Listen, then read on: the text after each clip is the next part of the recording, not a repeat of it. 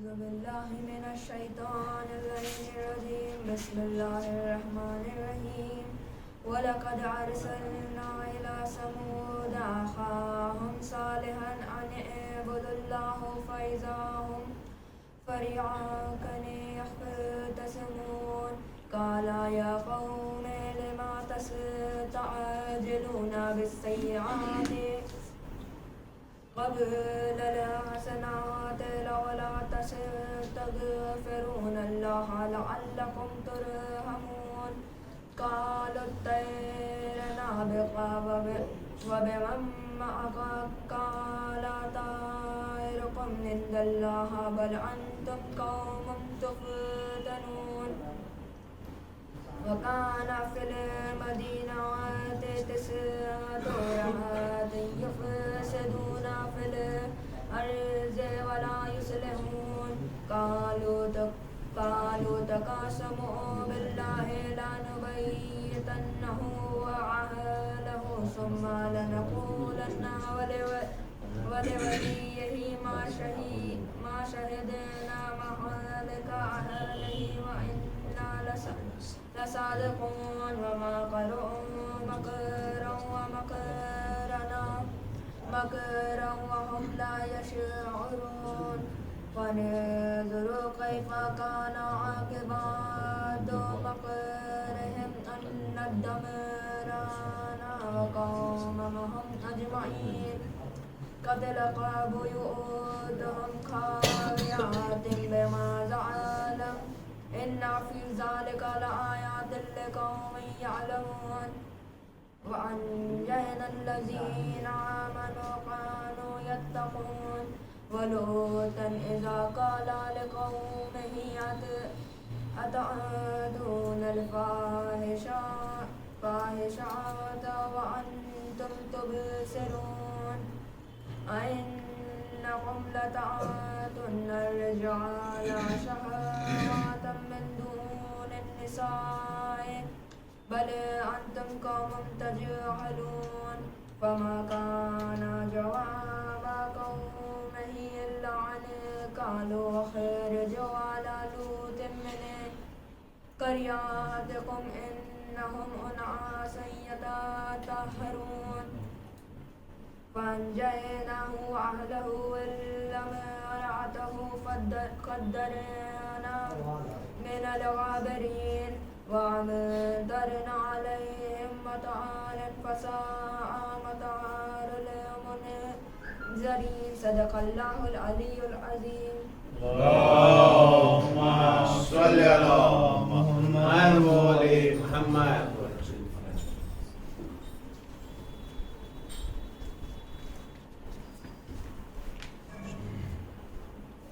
فاتحة.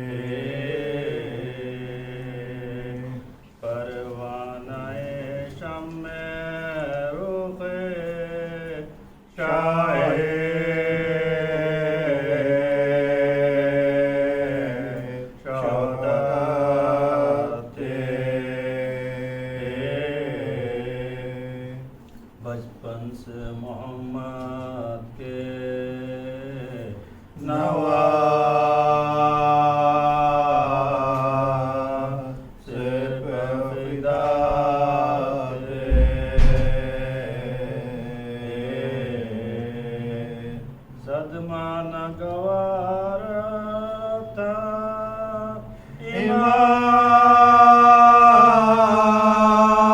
امام میری کا دم بھرتے تھے ہر وقت حسین ابن علی کا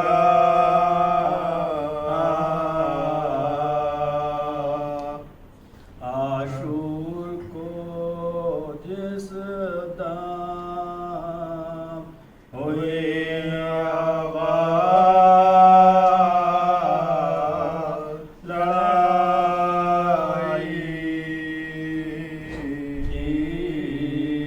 حضرت کے رفیقوں نے رضا جان کی پائی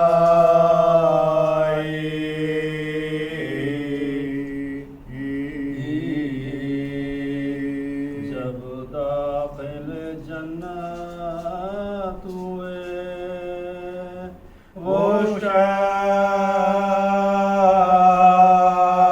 شاہ کے فدائی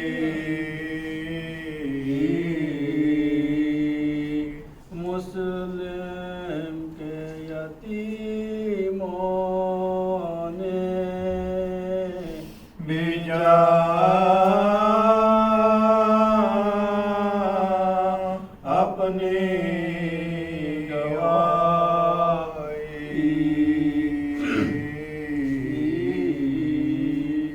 حضرت کو بڑے داغ ملے تشنا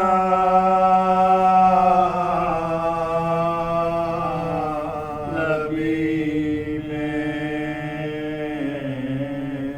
ماتم کی صفے بیچ گئی ناموں سے نبی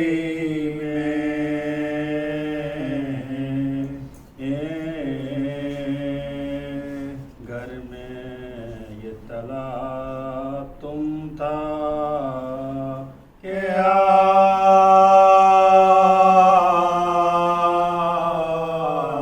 علی اکبر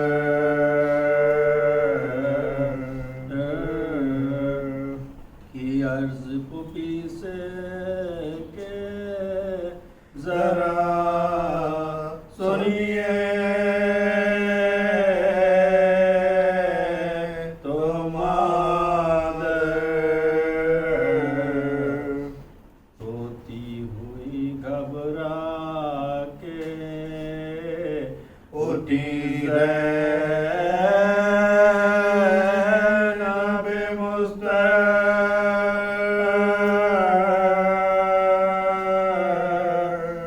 پاس آ کر کہا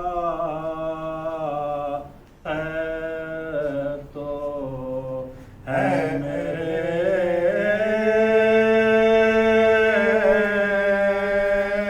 دلبر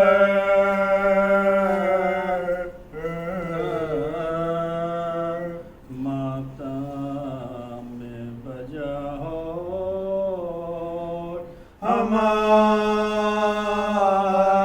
ہمارے نہیں بیٹا بھائی تو کہیں رن کو سدارے نہیں بیٹا ممکن ہے کہ جان اپنی بچائے میرے پیارے آدم ہے نمکار ہے فدائی ہے تمہارے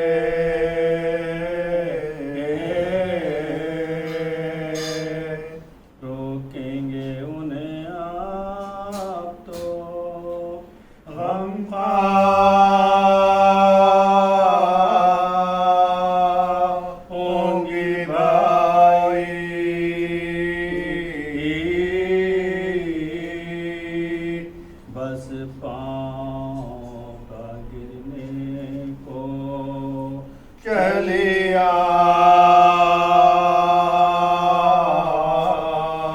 ہوں گے بھائی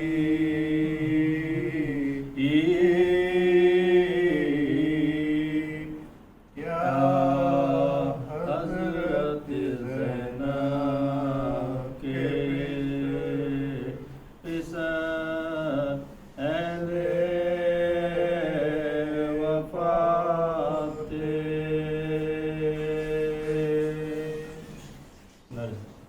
اللہم صلی علی محمد وآل محمد.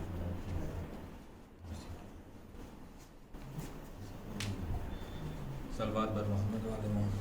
اللہم صلی علی محمد وآل محمد. عباس بہت شرمندہ ہے،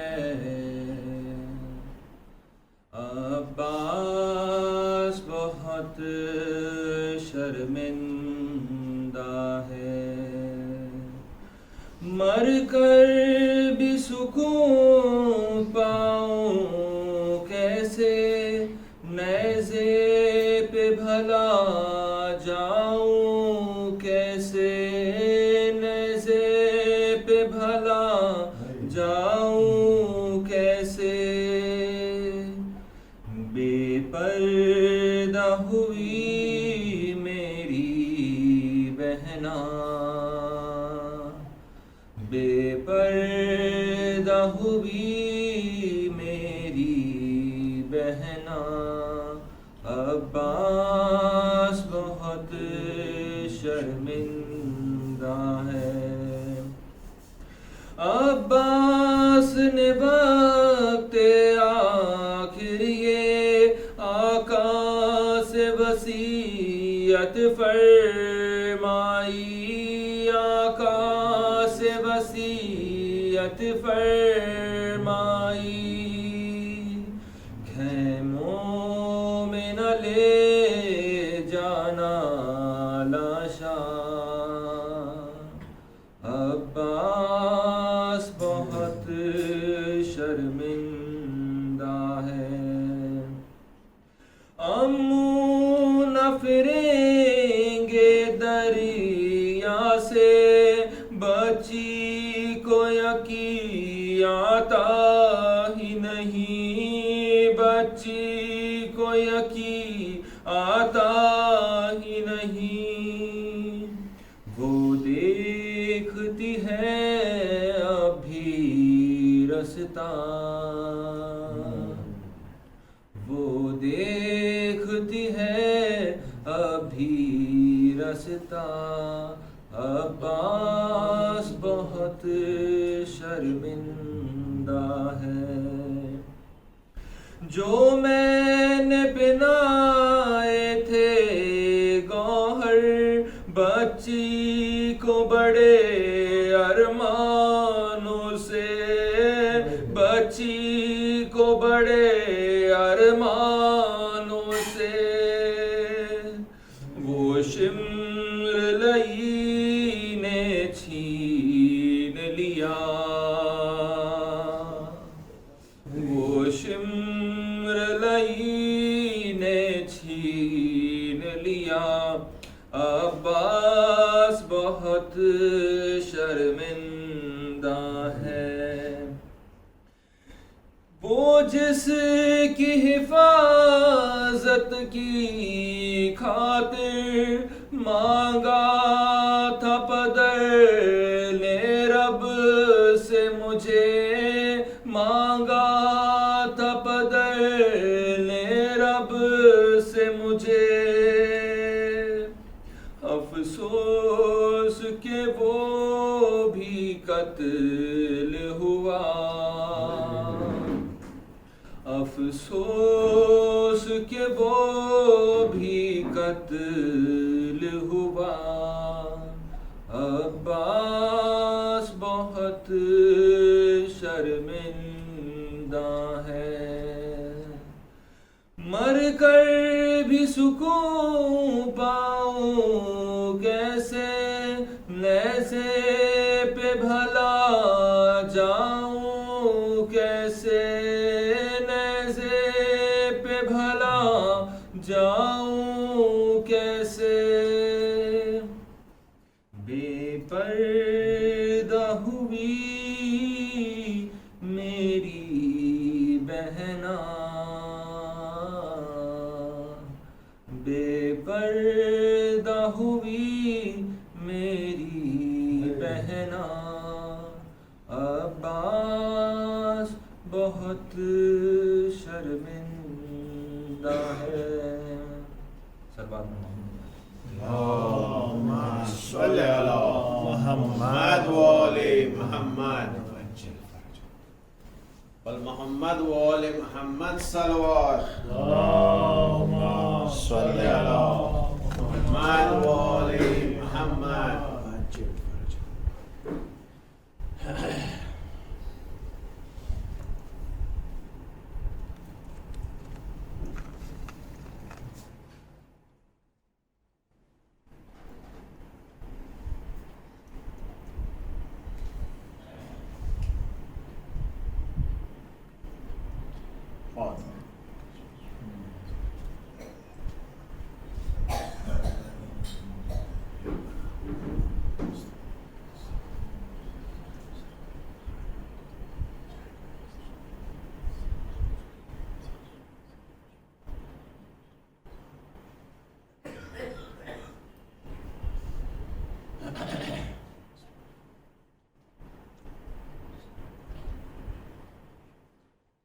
لا حول ولا قوة إلا بالله العلي العظيم أعوذ بالله من الشيطان الرجيم بسم الله الرحمن الرحيم الحمد لله رب العالمين والصلاة والسلام على أشرف الأنبياء والمرسلين سيدنا ونبينا وشفيع ذنوبنا وطبيب نفوسنا مولانا مولى الكونين امام المشرقین والمغربین جد الحسن والحسین حبیب الہ العالمین بالقاسم محمد اللهم صل على محمد وآل محمد وعلى جبعته الطيبين الطاهرين المعصومين المظلومين المنتخبين المنتجبين اما بعد فقد قال الله تبارك وتعالى في القرآن الكريم وهو أصدق القائلين وقوله الحق بسم الله الرحمن الرحيم والعصر إن الإنسان لفي خسر إلا الذين آمنوا وعملوا الصالحات وتواصوا بالحق وتواصوا بالصبر صلى الله عليه على محمد وآل محمد عزیزان گرامی آزادان ایمان مظلوم کربلا عقیدہ اور عمل کے موضوع کے تحت ہماری گفتگو ہو رہی ہے سورہ والعصر کے ذیل میں. یہ چھوٹا سا سورہ ہے لیکن اپنے اندر معنی اور مفاہیم، عقیدہ اور عمل، نجات، ان تمام چیزوں کو اپنے اندر سمیٹے ہوئے ہیں. اس سورہ کے اندر خداوند عالم قسم کھا رہا ہے، قسم ہے عصر کی. پوری کائنات جس کی قسم کھائے وہ خداوند عالم عصر کی قسم کھا رہا ہے. قسم ہے عصر کی کہ انسان خسارے میں ہے، انسان نقصان میں ہے، سوائے وہ لوگ کہ جو ایمان لے آئے، عمل صالح کیے اور حق کی وصیت کرتے ہیں اور صبر کی وصیت کرتے ہیں. کل ہماری جو گفتگو ہو رہی تھی اس سورہ کے ذیل میں عقیدہ توحید پر ہو رہی تھی، اور میں نے آخری کلام اس بات کو بتانے کی کوشش کیا تھا کہ اگر توحید کو پہچاننا ہے، توحید کی معرفت حاصل کرنا ہے، حقیقت توحید کو سمجھنا ہے، تو انسان کو چاہیے کہ وہ دعائے معصومین کا سہارا لے. اگر انسان دعائے معصومین کو پڑھے گا، اس کے ترجمے کو پڑھے گا، اس کے مطالب کو دیکھے گا، تو اس کے اندر واقعاً عرفان توحید، معرفت توحید میں اضافہ ہوگا. دعا کے سلسلے سے میں نے ذکر کیوں کیا تھا، اس کی بھی ایک بنیادی وجہ ہے۔ وجہ یہ ہے کہ معصوم کے قول کو اگر آپ دیکھیں گے تو دو حصے نظر آتے ہیں۔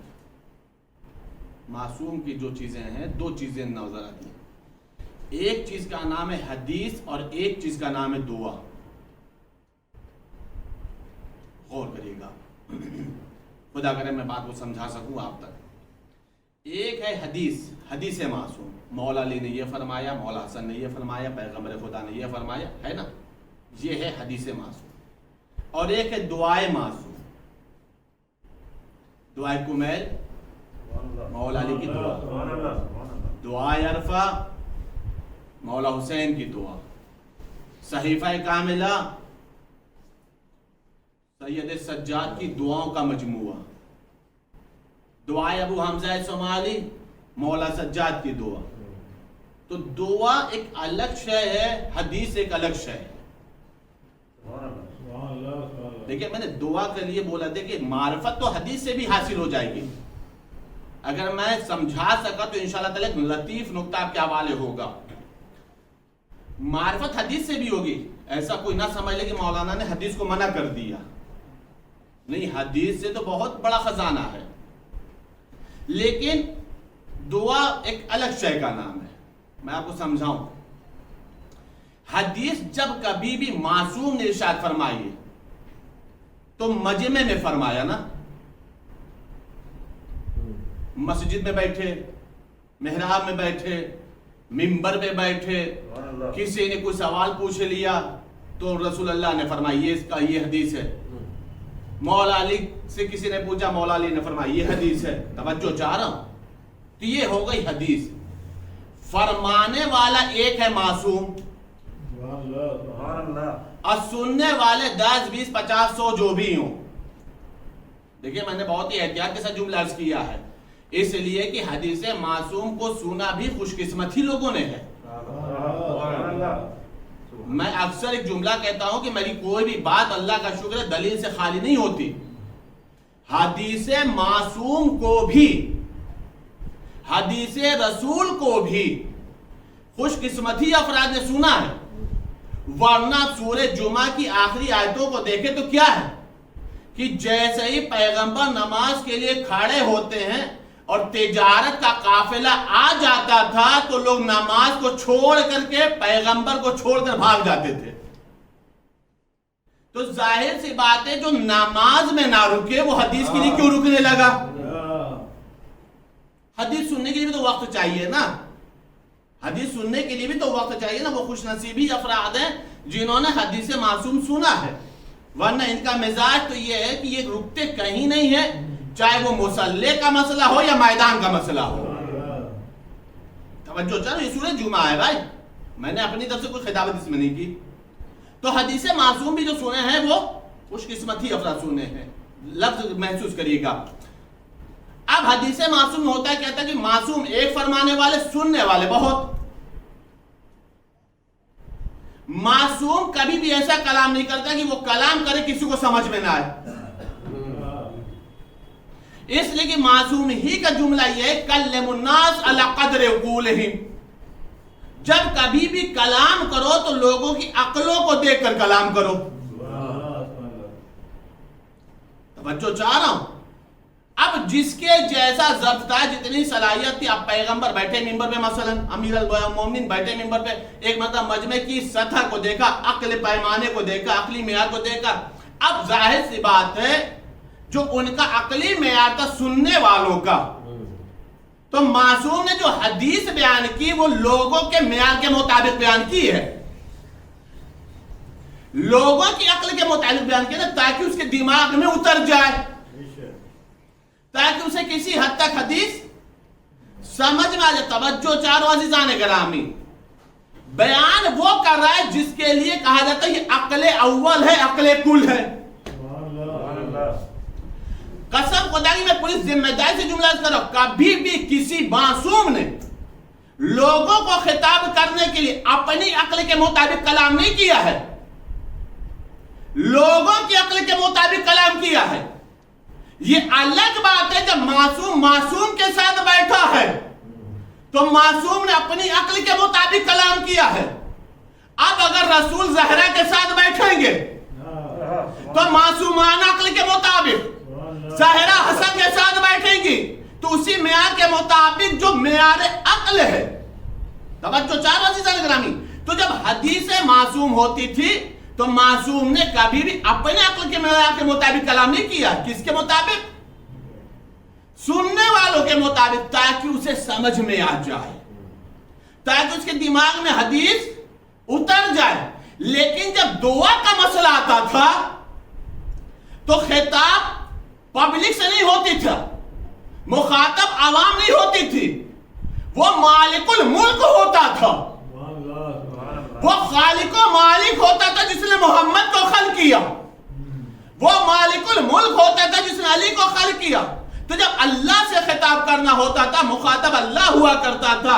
تو اب آل محمد اس انداز سے کلام کرتے تھے جو معیار عقل معصوم تھا، جو معصوم کی عقل تھی. توجہ چاروں عزیزان گرامی. اب سمجھ میں آیا کہ جب معصوم کی دعا کو ہم دیکھیں گے تو اس میں وہ تمام کے تمام معرفت کے موتی نظر آئیں گے، معرفت کے گوہر نظر آئیں گے جس کی ہمیں ضرورت ہے. میں آپ کو بالکل ایک سامنے کی مثال دے دوں. دعائے عرفہ کے اندر مولا امام حسین علیہ السلام نے معرفت توحید کے سلسلے سے دو عجب جملے شاید فرمائے. ویسے تو پورے دعا ہی معرفت پروردگار ہے. مولا شاید میرے معبود، اگر میں نے ان آثاروں کے ذریعے سے، زمین، آسمان، درخت، پہاڑ، ان کے ذریعے سے میں تجھ تک پہنچنا چاہوں گا تو میرے معبود تیری معرفت کو حاصل کرنے میں بہت زیادہ دیر ہو جائے گی. اگر ان کے ذریعے سے، ان آثار کے ذریعے سے اگر میں تیری معرفت حاصل کرنا چاہوں گا میرے معبود تو بہت دیر ہو جائے گی کہ میں تجھے کب پاؤں گا، میں تیری معرفت کب حاصل کروں گا. اور اسی کے تھوڑی دیر کے بعد آخری کلام سے پہلے مولا ارشاد فرما رہے ہیں کہ مولا ارشاد فرما رہے معرفت توحید دیکھیے میرے معبود اس نے کھویا کیا جس نے تجھے پا لیا، اور اس نے پایا ہی کیا جس نے تجھے کھو دیا. ایک صلوات پڑھ دے محمد و آل محمد.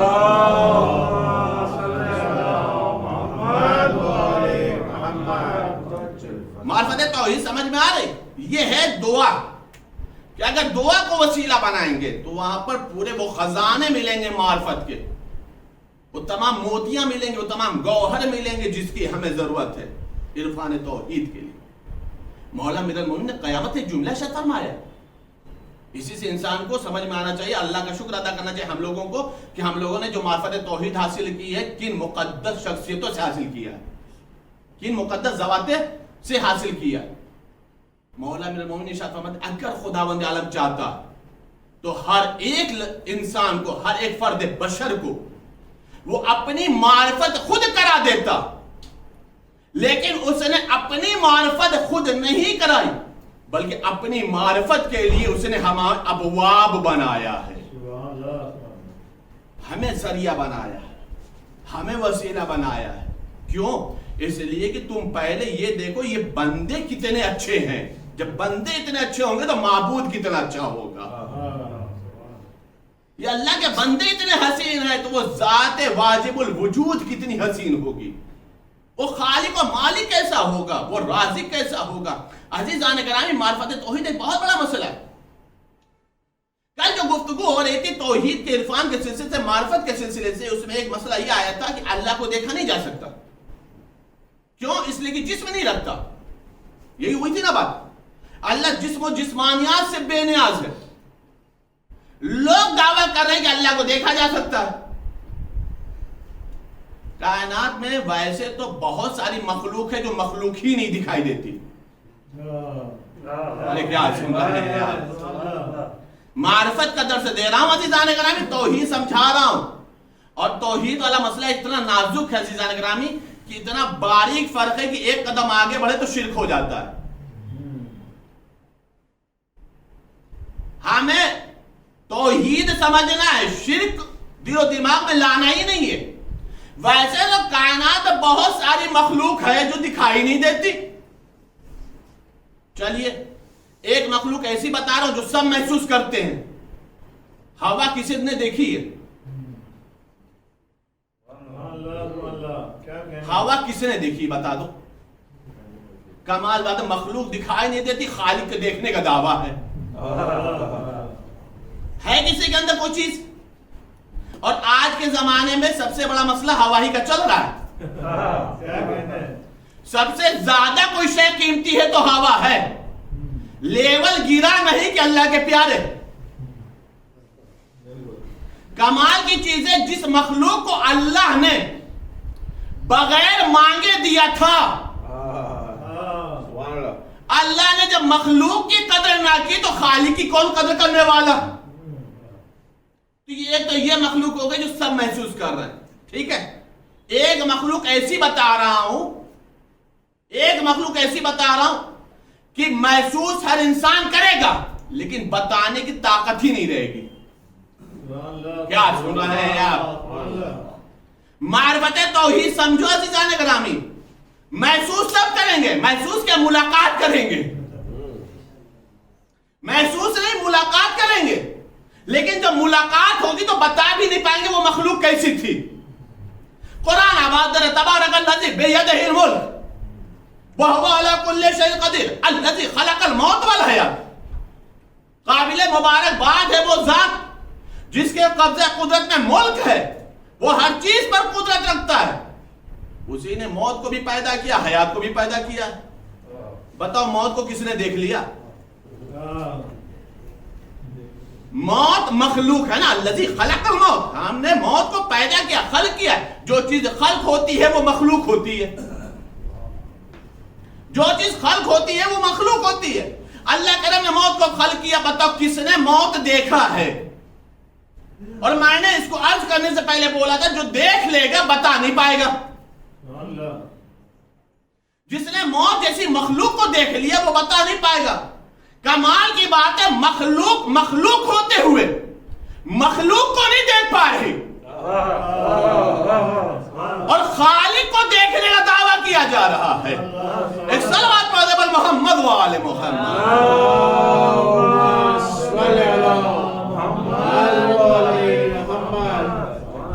معرفت توحید سمجھ میں آ رہی؟ میں نے بولا کہ اس کا بہت ہی حساس موضوع ہے. یہ سنبھل کر کے بولنا بھی پڑتا ہے، سنبھل کر کے لینا بھی پڑتا ہے، سمجھ کر کے اس کو قبول بھی کرنا پڑتا ہے. مخلوق ہو گیا، مخلوق کو نہیں دیکھ پا رہے اور خالق کو دیکھنے کی بات کی جا رہی.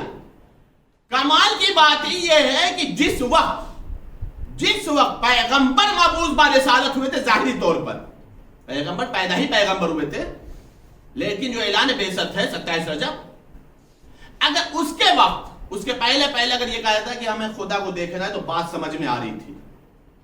کیوں؟ اس لیے کہ پورا ماحولی شرکانہ تھا نا. پورا مکہ مشرک تھا، سوائے خاندان بنی ہاشم کے، ہے نا. یہ شریعت ابراہیمی پر عمل کر رہے تھے، باقی سب کے سب تو مشرک ہی تھے. تو جہاں پہ میں نے کل ہی عرض کیا تھا کہ 360 خدا تھے، تو ان کے لیے تصور تو تھا کہ خدا ہونا چاہیے، دکھائی دینا چاہیے. یہاں تک بات تھوڑا سمجھ میں آ رہی چونکہ ابھی انہیں معرفت توحید نہیں تھی. ابھی وہ کلمہ لا الہ الا اللہ کو سمجھ نہیں پائے تھے، پڑھ نہیں پائے تھے، معلوم نہیں ہوا تھا. یہاں تک تو بات سمجھ میں آ رہی کہ اگر اس وقت یہ دعویٰ ہوتا کہ خدا دکھائی دے گا تو پھر وہاں پہ یہ ہوتا کہ کاٹ کی جائے، اس کے لیے دلیلوں کو قائم کیا جائے، تو بات سمجھ میں آ رہی. ٹھیک ہے، کمال سنیں آپ. اسلام مکمل ہو گیا، اسلام مکمل ہو گیا، قرآن مکمل ہو گیا. اسلام مکمل، قرآن مکمل، نعمتیں تمام ہو گئیں، اور اس کے بعد پیغمبر اکرم کی شہادت بھی ہو گئی. سلسلہ چل رہا ہے.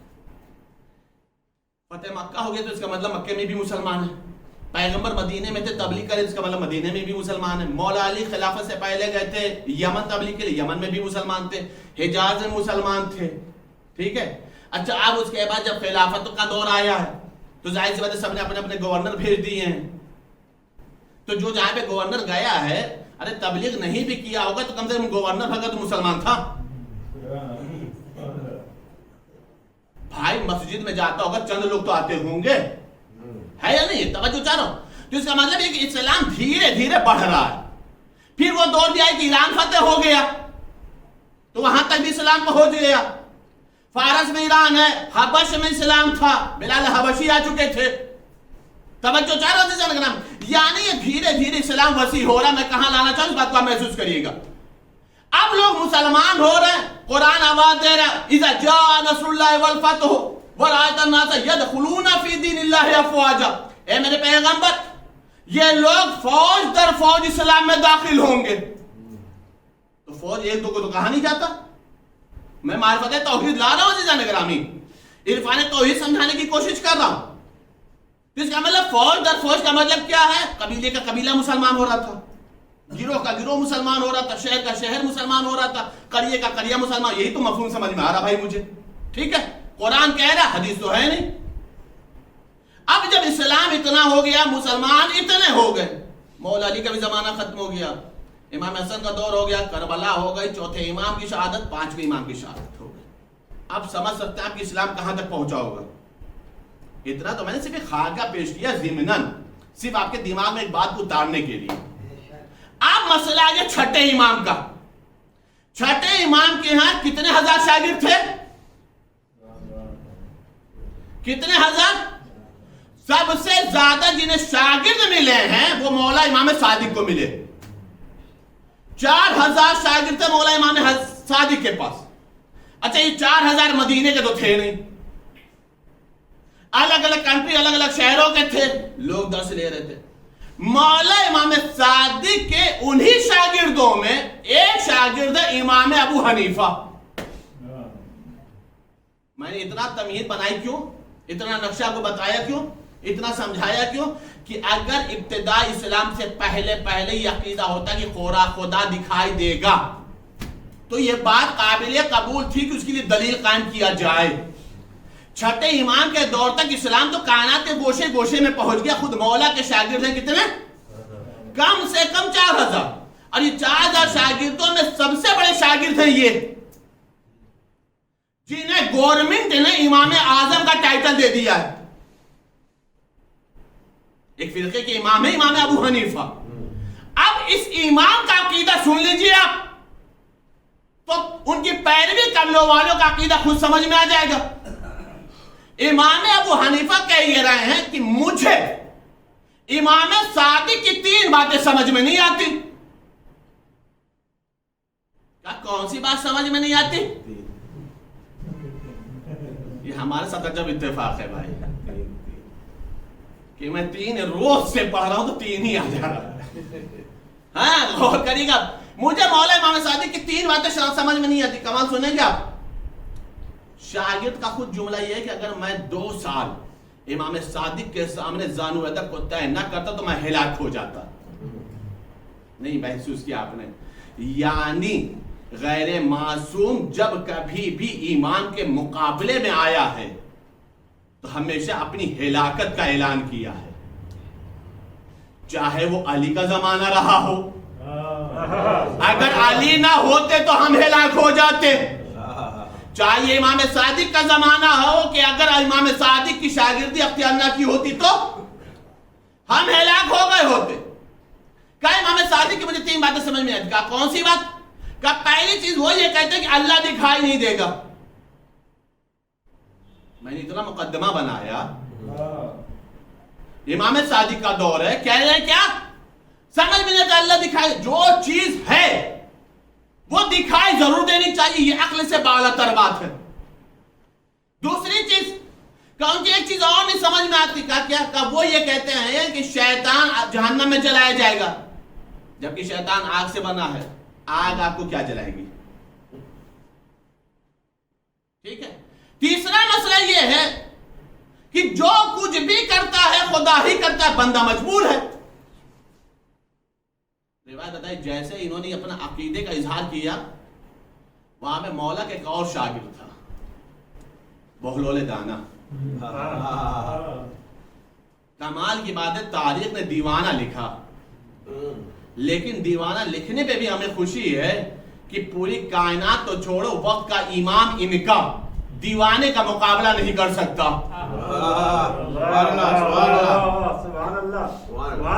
دیوانے کا تو مقابلہ کر نہیں سکتا، ایمان کے مقابلے میں آنے کی کوشش کر رہا ہے. انہوں نے دیکھا تو مرتبہ ایک پتھر اٹھایا مٹی کا، اٹھا کر کے مار دیا. نشانہ اتنا صحیح تھا کہ خطا نہیں کیا. لگ گیا نشانہ، لگا تو چوٹ لگی، چوٹ لگی تو درد ہوا، خود تو پکڑ نہیں پائے، شاگردوں کو دوڑا دیا. یہ تو پہلے سے چلتی چلی آ رہی ہے نا بات. روایت بتا رہی کہ ایک مرتبہ بولول پکڑ کے آ گئے، مجھے کیوں پکڑا ہے، مجھے کیوں مار رہے ہو؟ کہ تم نے استاد کو مارا، امام ابو حنیفہ کو مارا. کا کون کہہ رہا، کون کہہ رہا؟ ہم سب نے دیکھا. کہ مسئلہ یہاں پہ نہیں طے ہوگا، چلو دربار میں چلتے ہیں. قاضی کے سامنے مقدمہ پہنچا، بولول سے قاضی نے پوچھا یہ بتاؤ تم نے مارا ہے؟ کہ ان سے پوچھو، ان کو مارا ہے میں نے، ان سے پوچھو ان کو مارا ہے. کہ پورے لوگ گواہ ہیں کہ تم نے مارا ہے. کہ لیکن تم ہی تو یہ کہہ رہے تھے کہ ہر کام اللہ کرتا ہے، بندہ تو کچھ کرتا ہی نہیں، تو میں نے کہاں مارا، یہ تو اللہ نے مارا ہے. کہ مذاق نہ کرو، چوٹ لگی ہے، درد ہو رہا ہے. ایک مطلب درد ہو رہا کہاں؟ کہ اگر درد ہو رہا ہے تو وہ درد ہمیں دکھا دو. جو درد ہو رہا ہے وہ ہمیں درد دکھا دو. کہ کیسی بے وقوفی والی بات کرو، درد کوئی دکھائی دے گا؟ کہ ابھی تو تم یہ کہہ رہے تھے کہ جو چیز ہوتی ہے دکھائی دیتی ہے، جو چیز وجود رکھتی ہے وہ دکھائی دیتی ہے. ایک مرتبہ ابو حنیفہ نے جملہ کہا کہ درد نہیں دکھائی دے گا، تم ہی تو کہہ رہے تھے کہ جو چیز ہونا چاہیے وہ دکھائی دیتا ہے. اچھا یہ بتاؤ میں نے کس چیز سے مارا؟ کہ مٹی سے مارا. کہ تمہیں اللہ نے کس چیز سے پیدا کیا؟ قرآن آباد خلق الانسان من تراب، ہم نے انسان کو مٹی سے پیدا کیا ہے. کہ یہ بتا مٹی کا ڈھیلا، تم خود ہو مٹی کے، بھلا مٹی کو مٹی کیا اذیت پہنچائے گی؟ کہ لیکن ہمیں چوٹ لگی ہے. کہ تم ہی تو کہہ رہے تھے کہ شیطان آگ سے بنا ہے، آگ کو نقصان نہیں پہنچا سکتی. جب آگ کو نقصان نہیں پہنچا سکتی تو مٹی کو کیا نقصان پہنچائے گی؟ ایک سلوات پڑھو زبر محمد و آل محمد. اللہم صلی علی محمد و آل محمد. عزیزان گرامی غور فرما رہے آپ، عقیدہ توحید سمجھ میں آ رہا؟ یہ وہ سارے مسائل ہیں کہ جو ترقی اسلام کے وقت پیدا ہوئے ہیں. جب اسلام کمال پہ تھا، جب اسلام عروج پر تھا، جب کائنات میں گوشے گوشے میں اسلام پہنچ گیا، تب جا کر کے یہ عقیدہ پیدا ہو رہا ہے اللہ ہوگا تو دکھائی دینا چاہیے. عزیزان گرامی یہ عقیدہ آیا اس لیے کہ چونکہ ان لوگوں نے اہل بیت کے دروازے سے عقیدہ توحید نہیں لیا. اگر عقیدہ توحید وہ اہل بیت کے دروازے سے لیتے تو کبھی بھی وہ توحید کے مسئلے میں گمراہ نہیں ہوتے، کبھی بھی وہ شرک نہیں کرتے، کبھی بھی ان کے دماغ میں ایسے عقائد نہیں آتے جسے عقائد باطلہ کہا جائے. توجہ چاہو، اللہ وہ ہے جو خالق کل شے ہے، ہر چیز کو اس نے خلق کیا. اللہ وہ ہے کہ جس نے پوری کائنات کو رزق بانٹا ہے، وہ رازق حقیقی ہے، وہ رزاق ہے، وہ رزاق ہے. کوئی سمجھ نہیں سکتا کہ وہ رزق بانٹتا کیسے ہے، کوئی تصور نہیں کر سکتا کہ رزق کی قسمیں کتنی ہیں، کوئی محسوس نہیں کر سکتا کہ رزق کہتے کسے کسے ہیں، کوئی شمار نہیں کر سکتا کہ رزق کی کتنی تعداد ہے. میں پوری چیلنج کے ساتھ یہ جملہ عرض کر رہا ہوں عزیزان گرامی، خود آپ اپنے وجود میں تلاش کریں تو اللہ نے آپ کو کتنے رزقوں کا مالک بنا رکھا ہے. اپنے وجود کو دیکھیں، اللہ خالق کیسا ہے سمجھاؤں آپ کو. مولا متقیان حضرت علی بن ابی طالب علیہ السلام،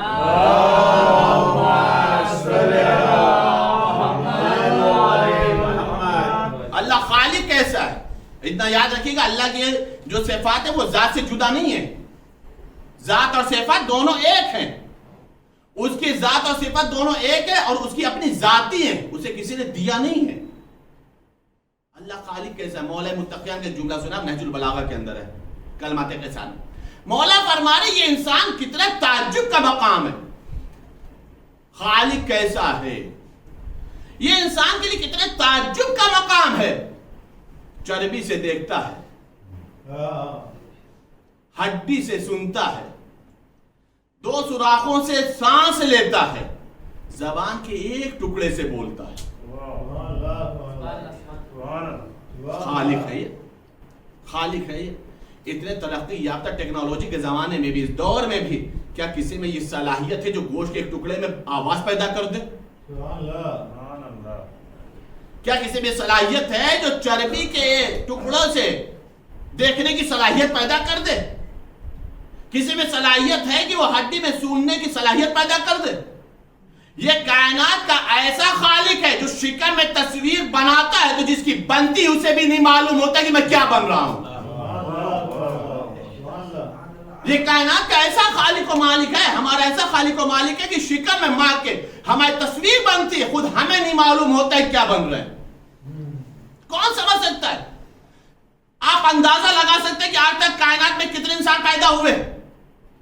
اللہ خالق کیسے اس بات کو محسوس کریے گا عزیزان گرامی؟ کوئی محسوس کر سکتا ہے کہ اللہ نے آج تک انسانوں کو کتنا بنایا؟ آدم سے شروعات کریں آپ. ہے کوئی کیلکولیٹر؟ ہے کوئی کیلکولیٹر جو یہ شمار کر سکے کہ کتنے پیدا ہوئے، کتنے مر گئے، کتنوں کی تعداد کتنی ہے؟ لیکن عزیزان گرامی وہ مصور کیسا ہے، وہ خالق کیسا ہے کہ آدم علیہ السلام سے لے کر کے آج تک جتنے بھی پیدا ہونے والے بچے ہیں کسی ایک کا بھی انگوٹھے کا نشان سیم نہیں ہوتا. ایک صلوات پڑھنے پر محمد و آل محمد.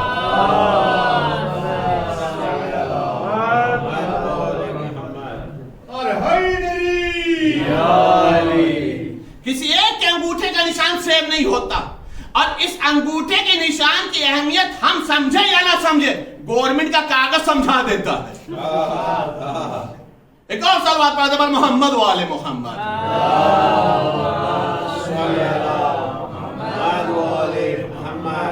اور فرمان عزیزان گرامی، آج تو ایک کارڈ بھی نہیں بنتا بغیر اس کے.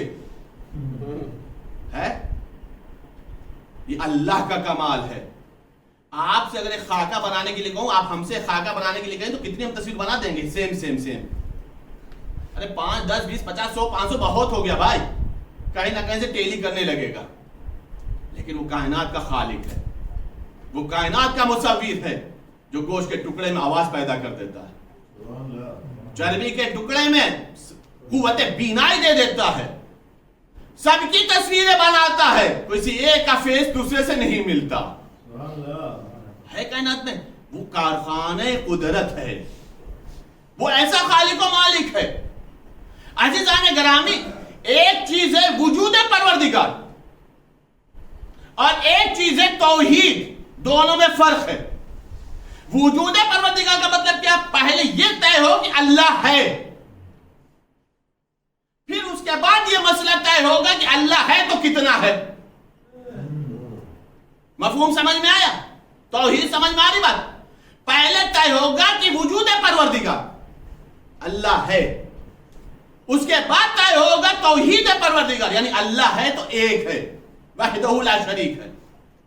یہ وجود پروردگار کا مسئلہ ہے کہ آج بھی کائنات میں ایک فرقہ ہے، ایک گروہ ہے جسے دہریہ کہا جاتا ہے. دہریہ کا مفہوم کیا ہے؟ یعنی وہ خدا کے وجود کے ہی قائل نہیں ہے، خدا کے وجود کے ہی قائل نہیں. دو جواب سنیں آپ. ایک دہریہ آیا امام صادق کے پاس، آنے پر فرمایا یہ بتائیے آپ خدا کو مانتے کہاں؟ کہا یہ بتائیے خدا کہاں پر ہے؟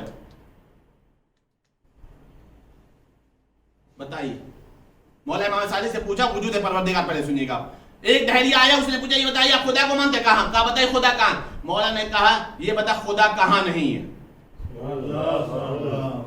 پہلے تو یہ ثابت کر دے خدا کہاں نہیں ہے، تو پھر میں یہ ثابت کر دوں خدا یہاں بھی ہے. توجہ چاہتا عزیزان، یہ ہے بات وجود پروردگار کی. دہریہ مزاج، دہریہ عقیدہ جو خدا کے وجود کو ہی نہیں مانتا، وجود پروردگار کو نہیں مانتا. ایک شخص آئے امام جعفر صادق علیہ السلام،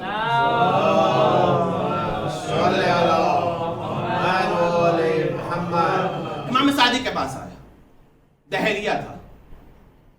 روایت بتا رہی کہ ایک مرتبہ آنے کے بعد کہا کہ آپ بتائیے کہ خدا ہے.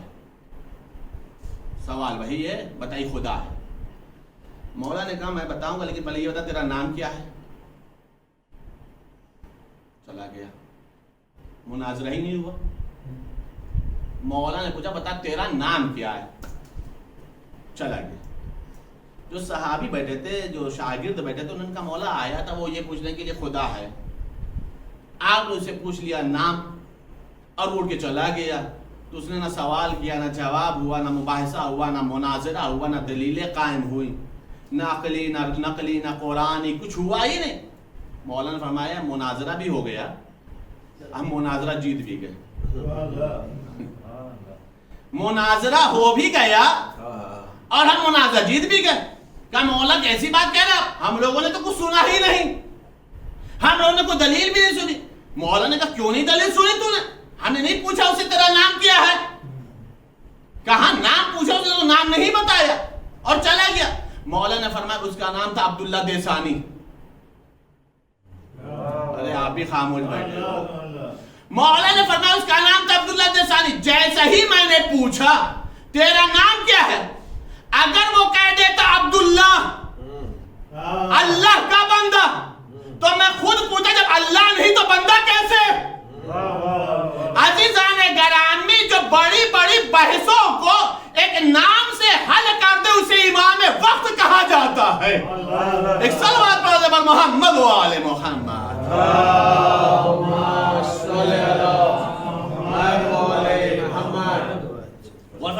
اگر اللہ نہیں تھا تو اللہ کا بندہ کیسے ہو گیا. یہ اللہ کا بندہ ہونا اس بات کی دلیل ہے کہ اللہ ہے. وجود پروردگار تو تمہارے نام میں پوشیدہ ہے. وجود پروردگار ذات واجب الوجود کا وجود تو تیرے نام میں پوشیدہ ہے. اگر تو اپنے آپ کو اللہ کا بندہ کہتا ہے تو پھر اللہ ہے. اور فرمان عزیزان کرام, خداوند عالم سمیع و بصیر ہے. سمیع و بصیر, سمیع و بصیر کا مطلب کیا ہے, سنتا بھی ہے دیکھتا بھی ہے. اور ابھی میں نے اپنی اور آپ کی مثال دی, کیا دیا کہ اللہ ایسا خالق ہے کہ جس نے ہم لوگوں کو سننے کے لیے کیا دیا, ہڈی دے دیا ہے نا, دیکھنے کے لیے کیا دیا, چربی کا ٹکڑا دے دیا. لیکن خداوند عالم ایسا سمیع و بصیر ہے جو یہ کان اور آنکھ کا محتاج نہیں ہے. اور طریقہ سے سمیع و بصیر اگر یہیں تک کا مسئلہ ہوتا نا تو میں اس کے لیے کوئی محنت نہیں کرتا, اس لیے کہ یہ چیز تو سب کو سمجھ میں آ رہی ہے, بچپنے سے صفات ثبوتیہ چلتی چلی آ رہی ہے. اللہ متکلم ہے, اللہ خالق ہے, اللہ رازق اللہ, یہ سارے کے سارے حی ہے, قیوم ہے, یہ ساری کی ساری چیزیں ہم دنیات میں بچپنے میں پڑھتے چلے آ رہے ہیں. لیکن سمیع و بصیر کا مفہوم صرف یہ نہیں ہے کہ وہ بغیر آنکھ کے دیکھتا ہے, بغیر کان کے سنتا ہے. سمجھاؤں آپ کو چوتھے امام نے جو جملہ کا سمیع و بصیر کے سلسلے سے, کہ میرا معبود کیسا سمیع و بصیر ہے, کیسا سننے والا, کیسا دیکھنے والا. مولا امام سجاد ایک دعا میں ارشاد فرماتے ہیں, میرے معبود, قسم خدا کہ اس سے آسان میں سمیع و بصیر کو سمجھا نہیں سکتا, اس کی تعریف, اس کی ڈیفینیشن نہیں بتا سکتا. یہ میرا جملہ بھی نہیں, مولا امام سجاد کی دعا کا جملہ. مولا امام سجاد فرماتے ہیں, میرے معبود تو ایسا سمیع و بصیر ہے کہ اگر پوری کائنات ایک ساتھ تجھ سے مانگتی ہے تو سب کی آوازیں تجھے ایسا نہیں بنا دیتی کہ تجھو کسی ایک سے بھی غافل ہو جا. تو کسی ایک سے بھی غافل ہو جا. اس کی مثال سمجھیے آپ. ابھی ہم سے اور آپ سے ایک آدمی کلام کرنے لگے, جواب دینا آسان ہے. 2 بولے جواب دینا آسان ہے, 5 بولے جواب دینا آسان ہے, 10 بولے ممکن ہے جواب دینا آسان ہے. لیکن ایک ساتھ پورا مجمع سوال کرنے لگے اور سب کے سوال جدا جدا ہو. ارے کیا سن رہے ہیں آپ, سب کے سوال جدا جدا ہو تو ایک وقت میں ایک ہی کا جواب دے پائیں گے نا. عزیزان گرامی, اب سمجھ میں آیا مخلوق کسے کہتے ہیں, خالق کسے کہتے ہیں. جو ایک وقت میں ایک کو عطا کرے اسے مخلوق کہتے ہیں, جو پوری کائنات کو عطا کرے اسے خالق کہا جاتا. ایک صلوات پڑھو زبر محمد و آل محمد.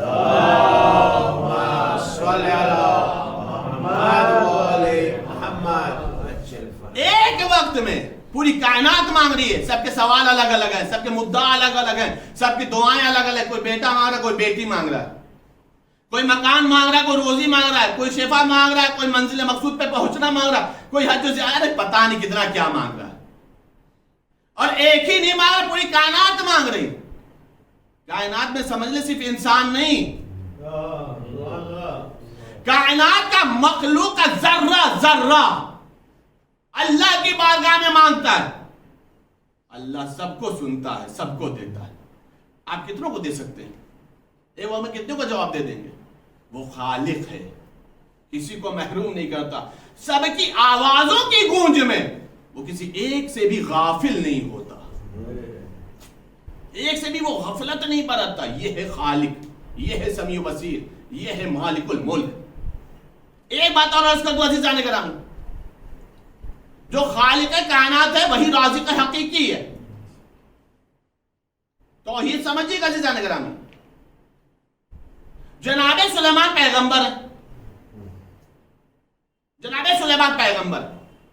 ابھی میں نے عرض کیا نا کہ ہم لوگ کے وجود میں کتنا رزق ہم نہیں سمجھتے, اور وہ پوری کائنات کو رزق دیتا ہے. ٹھیک ہے, جناب سلیمان پیغمبر نے اللہ سے مانگی حکومت. میرے معبود میں جو ایسی حکومت ہو جو تو نے کسی کو نہ دی. اللہ نے دعا قبول کر لیا, دے دیا حکومت. ایک دن جناب سلیمان پیغمبر نے کہا میرے معبود میں یہ چاہتا ہوں کہ ایک وقت, ایک دن نہیں, ایک وقت میں تیری پوری مخلوق کی دعوت کر دوں. دین کی بات نہیں ہے, وقت کی بات ہے. اب چاہے اس کو جو مان لیجیے آپ, ایک وقت میں تیری مخلوق کی دعوت کر رہا ہوں. اللہ نے کہا یہ تم نہیں کر سکتے.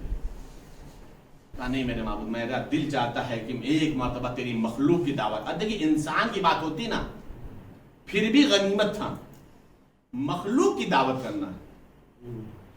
ایک بتا جناب سلیمان پیغمبر صلی اللہ نے کہا کہ آخر کرنا کیوں چاہ رہے ہو؟ کہا میرے معبود تو نے ہمارے پہ اتنا کرم کی اتنی بڑی حکومت دے دی, اس کے شکر کے طور پر میں یہ چاہتا ہوں کہ میں ایک وقت صرف تیری مخلوق کی دعوت کروں.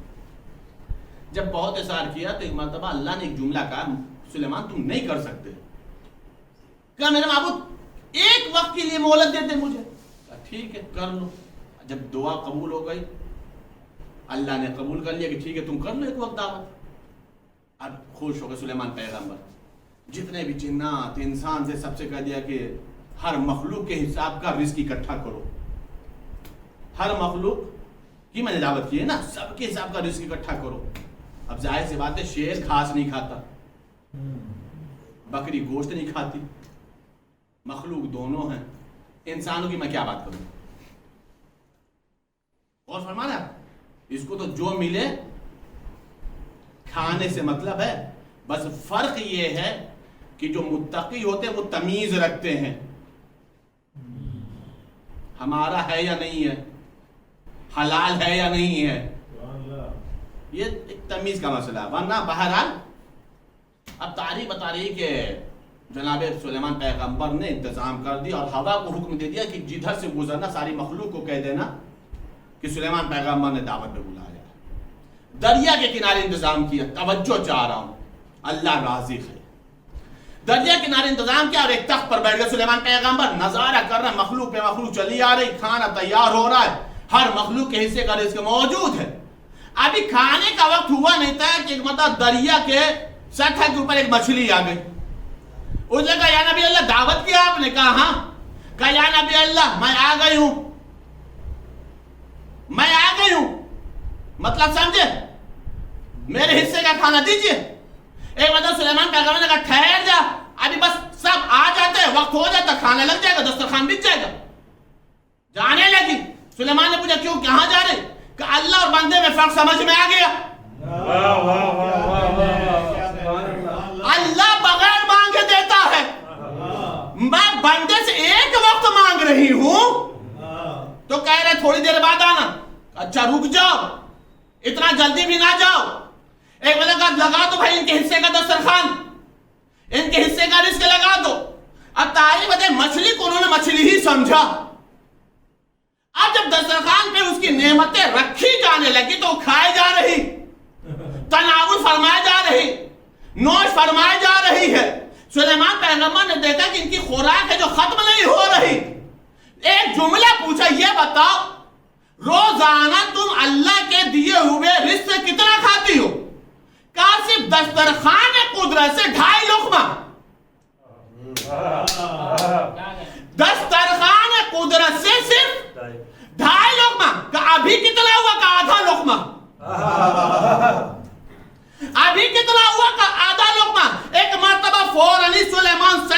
کہ میرے معبود واقعا تو صحیح کہہ رہا تھا، میں تیری مخلوق کی دعوت نہیں کر سکتا، میں تیری مخلوق کو ایک وقت نہیں کھلا سکتا، آواز قدرت ہے، میں تو پہلے ہی کہہ رہا تھا نا کہ تم نہیں کھلا سکتے، ظاہر سی بات ہے جب تم نے پیدا نہیں کیا ہے تو کھلاؤ گے کہاں سے؟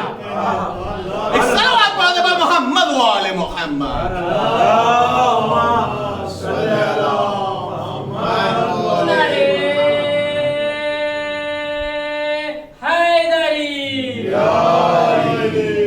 ظاہر سی بات جب تم ان کے خالق نہیں ہو، ان کے خالق ہو نہیں ہو تم، تو رازق کیسے بن جاؤ گے؟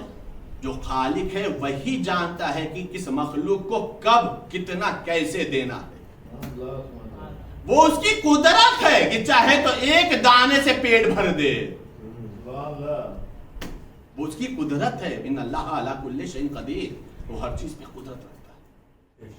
عزیزان گرامی، معرفت توحید ہے یہ، اللہ کی ذات کو صفات سے جدا نہ سمجھا جائے، حقیقی توحید کو سمجھا جائے، اللہ سے لو لگایا جائے، تو خداوند عالم اپنے بندوں کو عظمت عطا فرماتا ہے، منزلت عطا فرماتا ہے۔ شب عاشور میں امام حسین علیہ السلام نے خطبہ دیا ہے، بس آخری بات عرض کر رہا ہوں، شب عاشور میں امام حسین صاحب نے خطبہ دیا، خطبے کے درمیان میں مولا نے جملہ ایسا فرمایا، او شریف زادوں،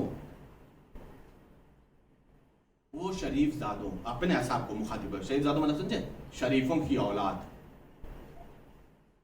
بہت بڑا ٹائٹل ہے بھائی یہ، معصوم کسی کو کہہ دے شریف، بہت بڑی بات ہو گئی ہے، اس کا مطلب اس کے اندر کوئی گندگی نہیں ہے، حسد نہیں ہے، کینہ نہیں ہے، جلن نہیں ہے، اس لیے کہ یہ ساری جتنی بھی چیزیں یہ شرافت کے خلاف ہیں، اپوزٹ ہیں۔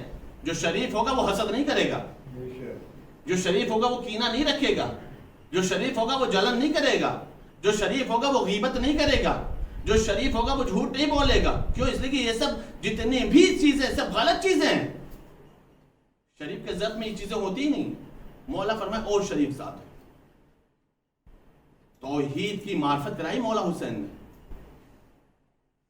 جب مولا خطبہ دے رہے تھے اور توحید کی معرفت کرا رہے تھے تو ایک صحابی کھڑا ہو گیا، اور کھڑے ہونے کے بعد اس نے ایک جملہ کہا، فرزند رسول یہ بتائیے اللہ کی معرفت کیسے حاصل کی جائے؟ سوچی شب عاشور ہے اور مولا توحید پر خطبہ دے رہے تھے، تو صحابی کھڑا ہو گیا، فرمایا یا فرزند رسول یہ بتائیے اللہ کی معرفت کیسے حاصل کی جائے؟ مولا نے ایک جملہ فرمایا، اپنے وقت کی ایمان کی معرفت کا حاصل کرنا معرفت توحید ہے۔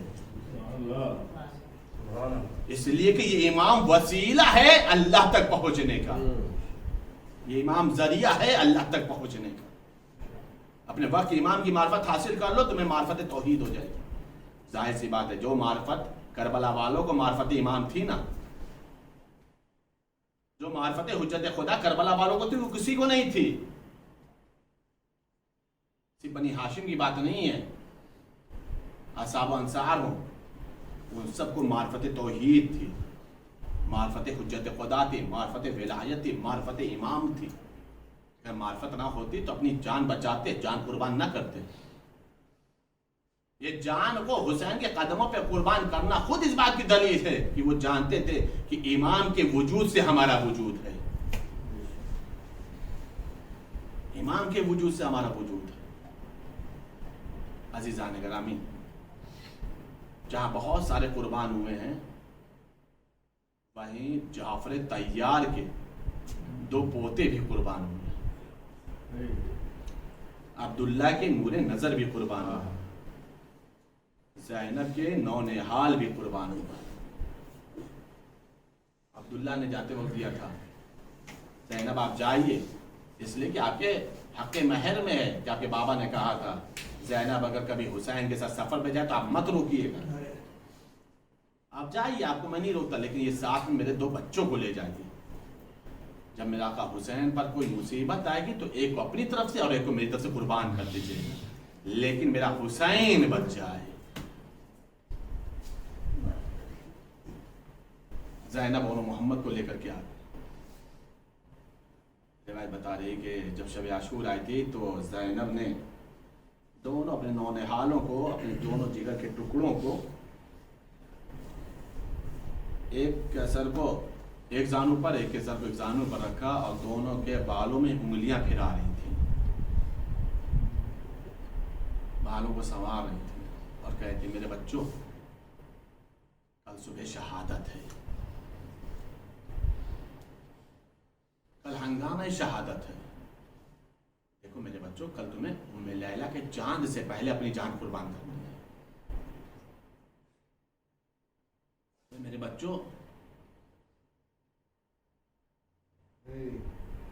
بنی ہاشم کا تمہارے رگوں میں خون دوڑ رہا ہے۔ اے میرے بچوں تم جعفر طیار کے پوتے ہو، میرے لال تم حیدر کرار کے نواسے ہو۔ دیکھو جنگ کرنے میں پیٹھ نہ دکھانا، بڑھ کر کے حملہ کرنا، تاکہ لوگوں کو جعفر طیار اور حیدر کرار کی جنگ یاد آ جائے۔ اور اے میرے بچوں تم عباس کے شاگرد ہو، یہ موقع ہے اپنے جنگ کا پورا حرب و ضرب کر فن دکھا دینا۔ مادر گرامی آپ صبح میں اجازت دلا دیجئے گا۔ جب صبح عاشور ہوئی اصحاب چلے گئے، انصار جانے لگے، اور جب بنی ہاشم کے بچے جا رہے تھے، بنی ہاشم کے شہزادے جا رہے تھے، تو زینب کی نگاہ دیکھی تو اونو محمد کھڑے تھے، دونوں بچے اونو محمد آئے ماں کے پاس، مادر گرامی مامو جان اجازت نہیں دیتے، مامو جان اجازت نہیں دیتے، آپ اجازت دلا دیجیے۔ میں نے کئی مرتبہ اصرار کیا لیکن مامو جان اجازت نہیں دیتے۔ زینب نے اونو محمد کے بازو کو پکڑا، خیمہ حسین میں آئے، آوازی میرے ماجایا حسین اس دکھیاری بہن کے ہدیے کو قبول کر لو، میں تمہاری شریکت الحسین ہوں، میں ام المصائب ہوں، میری اس ہدیے کو اجازت دے دو، میری اس ہدیے کو قبول کر لو۔ زینب نے جملہ جیسے ہی کہا نا تو حسین کی آنکھوں میں آنسو آ گئے اور آواز دیا ہے، سنو گے صاحبان اولادو، آواز دی ہائے حسین اب اتنا غریب ہو گیا ہے کہ گود کے بالوں کو موت کی اجازت دے رہا، جسے حسین نے کھلایا ہے، جسے حسین نے گود میں پروان چڑھایا ہے، اب حسین کو یہ اوپر یہ وقت آ گیا ہے کہ حسین انہی نو نہالوں کی اجازت دے رہا۔ بڑی مشکل سے اونو محمد کو اجازت ملی، جب اونو محمد تلوار لے چکے، زرہ پہن چکے، خود رکھ چکے، تو ایک مرتبہ زینب نے ایک جملہ کہا، میرے بچوں میرے خیمے میں تھوڑی دیر کے لیے آ جاؤ۔ اونو محمد حکم مادری کو تعمیل میں، ماں کے حکم کی تعمیل میں خیمہ زینب میں آئے، مادر گرامی اجازت مل گئی، اب کیوں بلایا ہے؟ سنو گزدارو، کہا میرے لال مجھے پتا ہے تم 3 دن کے بھوکے ہو، اے میرے لال مجھے معلوم ہے تم 3 دن کے پیاسے ہو، لیکن مجھے یہ بھی معلوم ہے تمہارے رگوں میں حیدر کرار کا خون دوڑ رہا ہے، تمہارے اندر شجاعت ہاشمی ہے۔ اے میرے بچوں مجھے تمہاری بہادری پہ پورا بھروسہ ہے، بس ایک وعدہ کر لو۔ ہاں مادر گرامی کیا وعدہ ہے؟ کہ میرے لال وعدہ کر لو اگر جنگ کرتے کرتے فرات تک پہنچ گئے تو میرے بچوں وعدہ کرو پانی نہیں پیو گے، اگر پانی پی لو گے تو میں رباب کے سامنے شرمندہ ہو جاؤ گے، اس لیے کہ رباب کی بیٹی سکینہ پیاسی ہے، گہوارے میں علی اصغر پیاس ہے۔ اجرکم اللہ، اجرکم اللہ، مادر گرامی وعدہ کر لیا، مادر گرامی وعدہ کر لیا ہے، ہم پانی نہیں پیئیں گے، ہم پانی کو منہ نہیں لگائیں گے، ہم اپنے لبوں کو تر نہیں کریں گے۔ اب مادر گرامی اجازت ہے؟ ہاں میرے بچوں جاؤ اجازت ہے۔ اونو محمد چلے ہیں، آزادارو ظاہر سی بات ہے خیمہ حسین کا منظر عجب رہا ہوگا، حسین خود دیکھ رہے ہوں گے میرے نو نہالوں کی جنگ کیسی ہے، عباس فخر کر رہے ہوں گے میرے شاگرد کی جنگ کیسی ہے، لیکن آزادارو جنگ کرتے کرتے دونوں بھائی جو حملہ کر رہے تھے نا، میمنہ کو میسرہ پہ پلٹا، میسرہ کو میمنہ پہ پلٹا، قلب لشکر میں داخل ہو گئے، ساری فوجیں دور تک بھاگ گئی۔ روایت بتا رہی ایک مرتبہ ایسا حملہ کیا ہے کہ اونو محمد فرات کے قریب پہنچ گئے، جیسے ہی فرات کے قریب پہنچے نا ایک مرتبہ فضا نے آ کر کے خبر دی، شہزادی ارے آپ کے بچے فرات کے قریب پہنچ گئے۔ زینب نے دست دعا بلند کیا، میرے معبود میری عزت رکھ لینا، میرے بچے پیاسے۔ اجرکم اللہ، اجرکم اللہ، بس آزادارو مجلس تمام ہو رہی، اے میرے معبود میری عزت رکھ لینا. روایت بتائے پیچھے ساتھ کہتا یہ ہے کہ دیکھو یہ ہاشمی گھرانے کے ہیں, دیکھو یہ علی کے نواسے ہیں, دیکھو یہ جعفر طیار کے پوتے ہیں, دیکھو اگر ایسے ہوگا تو کبھی بھی ان کو تم زیر نہیں کر سکتے. کہا کیا کیا جائے, کہ ان دونوں کو جدا کر دو, ان دونوں کو جدا کر دو. دونوں بچے جدا ہو گئے. عزادار اب حملہ ہو رہا. روایت بتا رہی ظاہر سی بات ہے 3 روز کے بھوکے ہیں, 3 روز کے پیاسے ہیں. ذیل فرس سے زمین پر آئے, آوازی محبوب اے آقا حسین میرا سلام آخر قبول کرو. ادھر سے حسین چلے, ادھر سے عباس چلے. عزادارو جب حسین اور عباس پہنچے ہیں تو ان کے جنازے کو حسین نے لیا, محمد کے جنازے کو عباس نے لیا. اللہ کر کے زینب کے خیمے میں رکھا. آوازی ماں جایا زینب ارے تمہارا ہدیہ آ گیا, تمہارے بچے شہادت کا جام پی کر کے آ گئے. عزادارو سنوگے, عزادارو بس مجلس تمام ہو رہے. روایت یہ بتا رہی ہے, روایت یہ بتا رہی ہے جب بیویوں نے زینب کو پرسہ دیا ہے, شہزادیوں نے اور محمد کی شہادت کا جناب زینب کو پرسہ دیا ہے اور گنج شہیدہ میں لاشا رکھا جانے والا تھا, تو روایت بتا رہی ماتم ہوا, مرثیہ ہوا, زینب کو پرسہ دیا گیا. ایک مرتبہ زینب نے بیویوں کو دیکھا اور دیکھنے کے بعد ہاتھ جوڑا. بس مجلس تمام ہو گیا, مجلس تمام ہو گئے. ہاتھ جوڑا, آواز بیوی ہو بس تھوڑا دیر کے لیے مجھے اور محمد کے لاشے کے پاس تنہا چھوڑ دو, اور محمد کے جنازے کے پاس بس تنہا چھوڑ دو. ساری بیبیاں اپنے اپنے خیموں میں چلی گئی. اب عزادارو سنو گے ہوا کیا. ایک جنازہ ان کا رکھا ہے, ایک جنازہ محمد کا رکھا ہے. بیچ میں زینب بیٹھی اور سجدہ شکر کیا, دست دعا کو بلند کیا. اللہم تقبل منا ھذا القربان, اے میرے معبود میری اس قربانی کو قبول کر لے. اب اس کے بعد دونوں جنازے کو مخاطب کرنے کے بعد کہتی اے میرے بچوں اپنی ماں کو معاف کر دو. مجلس تمام ہو گئی. اے میرے بچوں اپنی ماں کو معاف کر دو. اے میرے بچوں پہلے تمہاری ماں اتنی غریب ہے کہ تمہیں ایک قطرہ پانی بھی نہ دے سکی. اس کے بعد ایک جملہ اے میرے بچوں اگر تم مدینے میں انتقال کرتے نا تو تمہارا جنازہ شان و شوکت سے اٹھایا جاتا, لیکن ہائے ہائے تمہاری ماں اتنی غریب ہے کہ تمہارا جنازہ بھی نہیں اٹھ سکتا. اس کا کہ میرے بچوں میں نے تمہیں کفن بھی نہیں دے سکتی. اس کے بعد ایک مرتبہ اور کے لاشے کو مخاطب کیا اور ایک جملہ کا اے میرے نال اور دیکھو یہ محمد ہے نا چھوٹا ہے اور یہ جنگل ہے, یہ صحرا ہے, یہ بیابان ہے. یہ جب رات میں سوتا تھا اور اگر چوکتا تھا تو میں اسے اپنے سینے سے لگا لیتی تھی.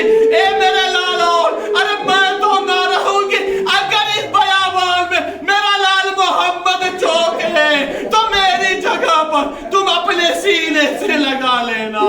میرا لال اور محبت اپنی ایمان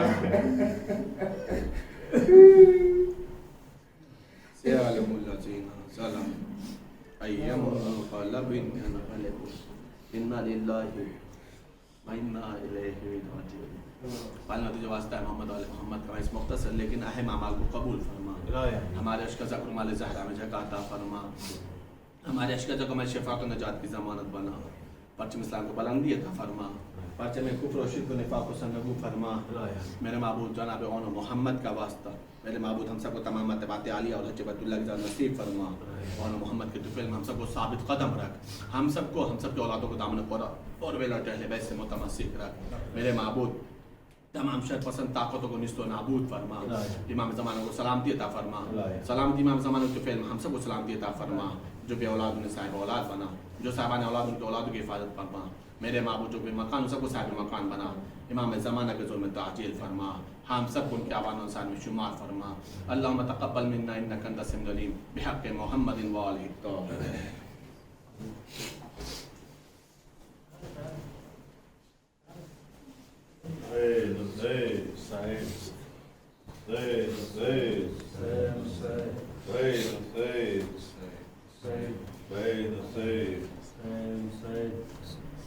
آن محمد میرے آن محمد, آن محمد میرے آن محمد, آن محمد میرے آن محمد, آن محمد میرے آن محمد. خواب یہ زینب کا تھا چاند ستارے میرے چاند ستارے, چاند ستارے.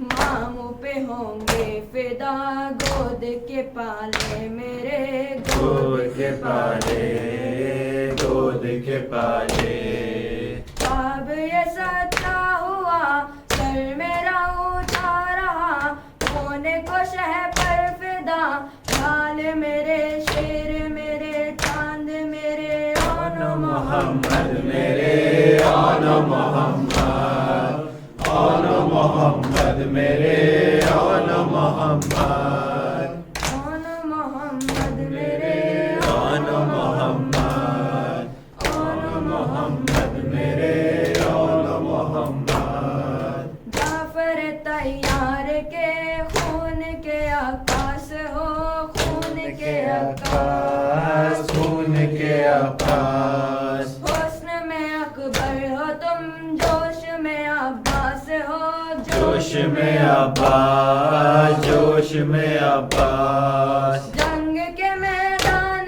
میں موت کے ارمان میں سایہ قرآن میں ایسے اٹھو ایسے لڑو موت پہ تم کود پڑو آن محمد میرے آن محمد آن محمد میرے آن محمد مانا کے پیاسے ہو تم پیاس پہ قابو رہے پیاس پہ قابو پیاس پہ قابو شہ کے علمدار کی سانس میں خوشبو رہے سانس میں خوشبو سانس میں خوشبو بس یہ تمنا میری تاج رہے خون کی ہے یہ وصیت میری کھاؤ قسم جاؤ حشم ہوگا نہ کم آن محمد میرے آن محمد آن محمد میرے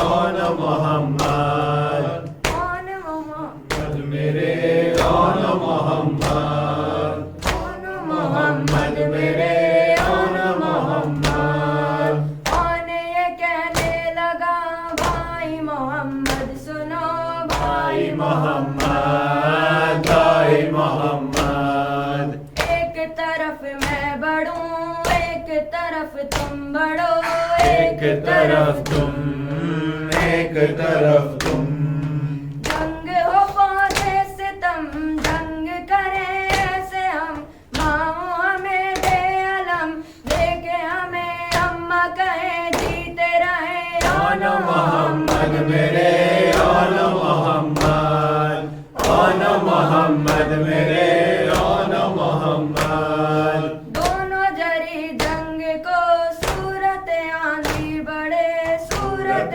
آندھی صورت آندھی نانا علی کی طرح موت پہ حاوی رہے موت پہ حاوی موت پہ حاوی دل کے جو حملہ کیا میں منا اور میں سرا ایک غضب ہو گیا تیگ علی ایسی چلی دھوم مچی آن محمد میرے آن محمد آن محمد میرے آن محمد حسین حسین حسین حسین حسین حسین حسین حسین حسین حسین حسین حسین پردہ دنیا کو سکھانے والی آئی بازاروں میں زینب پردہ دنیا کو سکھانے والی آئی بازاروں میں زینب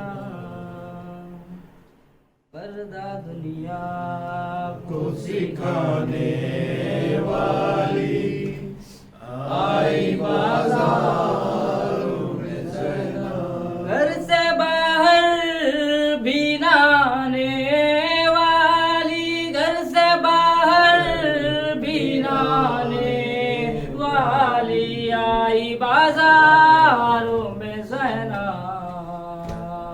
پردہ دنیا کو سکھانے والی آئی بازاروں میں زینب پردہ دنیا کو سکھانے والی آئی بازاروں میں زینب جس نے بابا سے چھڑائے تھے کئی بار اسیر قید آزاد کرانے والی قید آزاد کرانے والی آئی بازاروں میں زینب پردہ دنیا کو سکھانے والی آئی بازاروں میں زینب پردہ دنیا کو سکھانے والی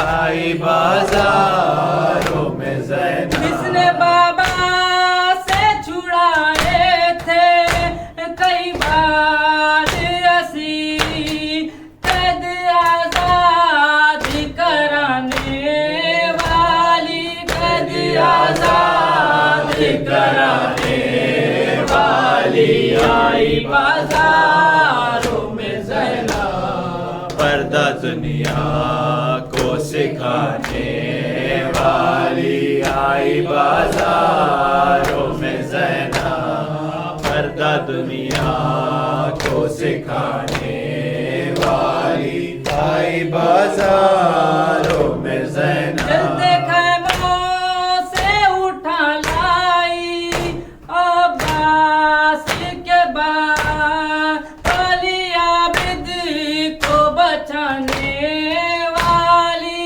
علی عابد کو بچانے والی آئی بازاروں میں زینب پردہ دنیا کو سکھانے والی آئی بازاروں میں زینب پردہ دنیا کو سکھانے والی آئی بازاروں میں زینب دین کے خاطر یہ بی بی سالار بنی بن کے عباس دکھانے والی کے عباس دکھانے والی آئی بازاروں میں زینب پردہ دنیا کو سکھانے والی آئی بازاروں میں زینب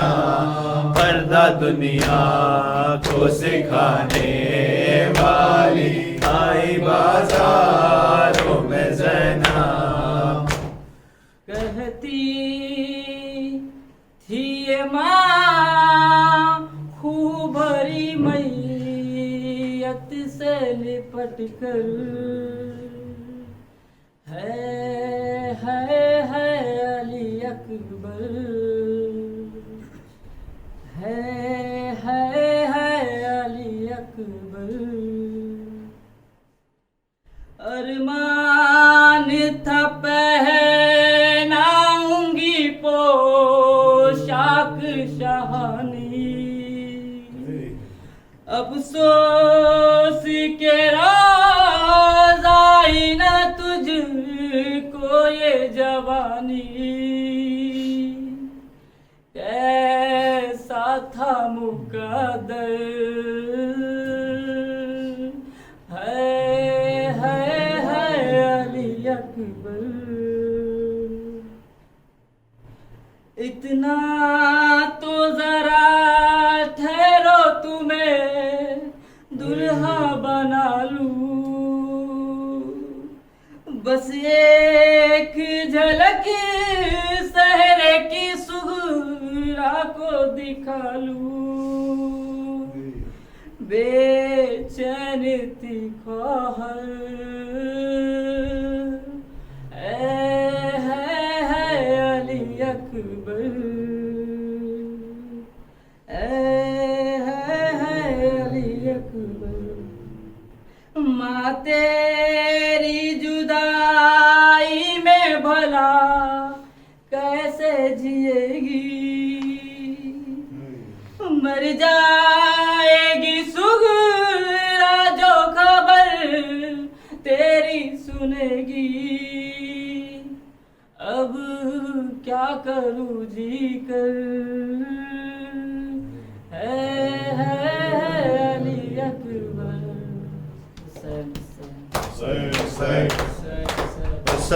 Hussein, حسین حسین Hussein, Hussein. اور محمد آل محمد. السلام علیکم یا عباد اللہ، السلام علیکم یا رسول اللہ، السلام علیکم حضرت توابین، السلام علیکم ام توابین، السلام علیکم جميع شہداء کربلا و اسیران کربلا، السلام علیکم اہل بیت النبی، والسلام علیکم جماعت الرسالہ، السلام علیکم ورحمۃ اللہ وبرکاتہ. السلام علیکم یا غریب الغربا، السلام علیکم یا سلطان العرب والعجم، السلام علیکم یا ابو الحسن یا ابن موسی رضا، السلام علیکم ورحمۃ اللہ وبرکاتہ. السلام علیکم یا صاحب العصر والزمان، الامان الامان الامان من فتنة الزمان. السلام علیکم شیخ القرآن، السلام علیکم یا خلیفۃ الرحمن، السلام علیکم یا کعبۃ الایمان، السلام علیکم یا امام وانا حاضر جل اللہ تعالی فرجک وسهل اللہ تعالی مخرجک وظہورک وجعلنا من عوانک وانصارک رحمۃ اللہ وبرکاتہ. بسم الله الرحمن الرحيم. اللهم كل وليك الحجة ابن الحسن صلواتك عليه وعلى آبائه في هذه الساعة وفي كل ساعة وليا وحافظا وقائدا وناصرا ودليلا وعينا حتى تسكنه أرضك طوعا وتمتعه فيها طويلا. اللهم صل على امام حسین کے قاتلوں پہ نعرہ